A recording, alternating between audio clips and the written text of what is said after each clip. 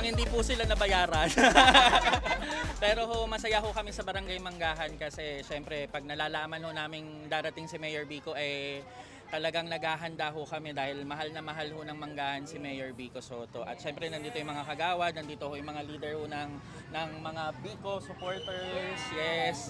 At unfortunately ho, hindi ho makakapunta si Mayor dahil ho bukod sa hindi ho maganda rin yung pakiramdam niya ngayon, meron ho siyang importanteng meeting. Pero rest assured na kahit ho naman ay hindi po natuloy yung pagpunta ni Mayor Vico Soto dito, alam ko naman ho sa birthday ko pupunta siya. Kaya sa Friday ho, birthday ko, alas 4 may misa ho, magsama-sama ho tayo, may onting handa lang po kami. Everyday ho, simula ho ng linggo hanggang sa susunod na linggo ay meron ho tayong everyday activity. Bukas ho ay meron tayong job fair at first time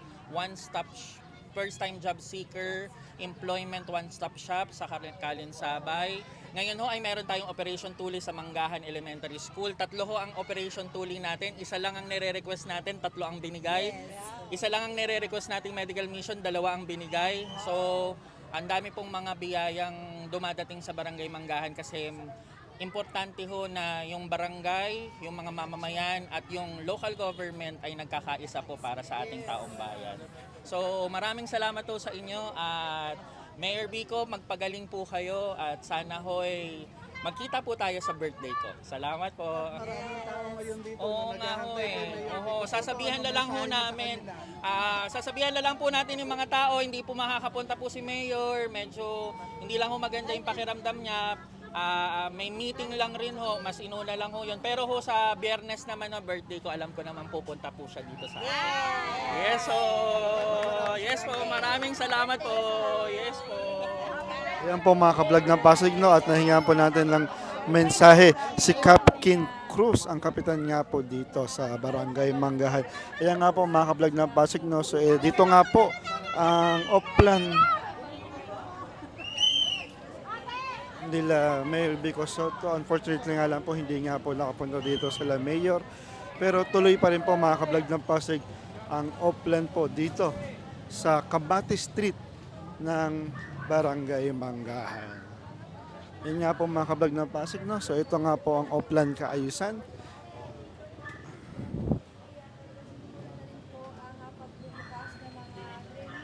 At kanina nga po mga kablog ng Pasig, no, sinimulan na po yung paglilinis ng drainage po kanina dito ng mga engineering at nandito na rin po mga kablog ng Pasig yung mga pest design na nagsimula na rin po silang maglinis po dito.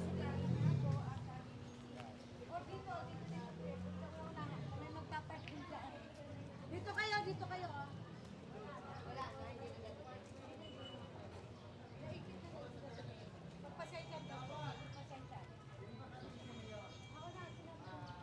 Yan nga po mga kabag ng Pasig, no? So ito po yung ilan sa mga sinasagawa po dito ang paglilinis po ng drainage.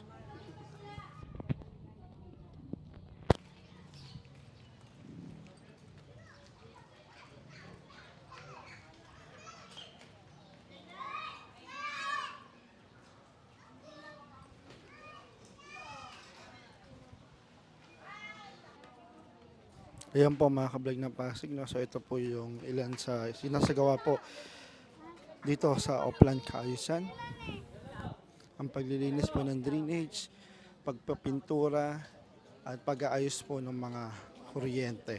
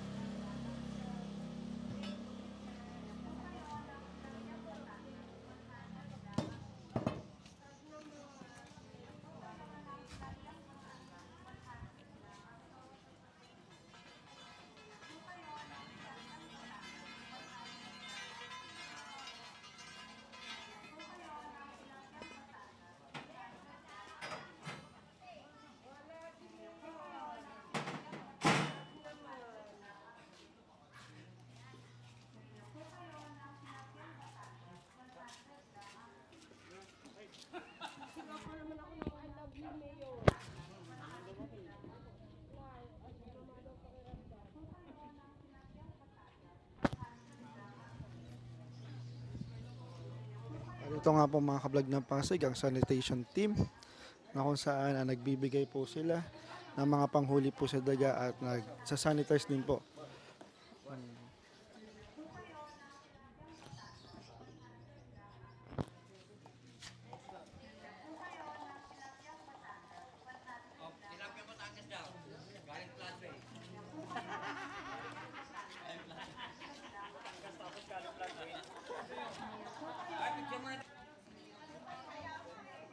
So, ayan po mga kablog ng Pasig. No? So, ito po muna ang ating live update sa ganapan po dito sa Oplan Kaayusan na sinagawa po sa Camatis Street, Napico, Barangay Manggahan.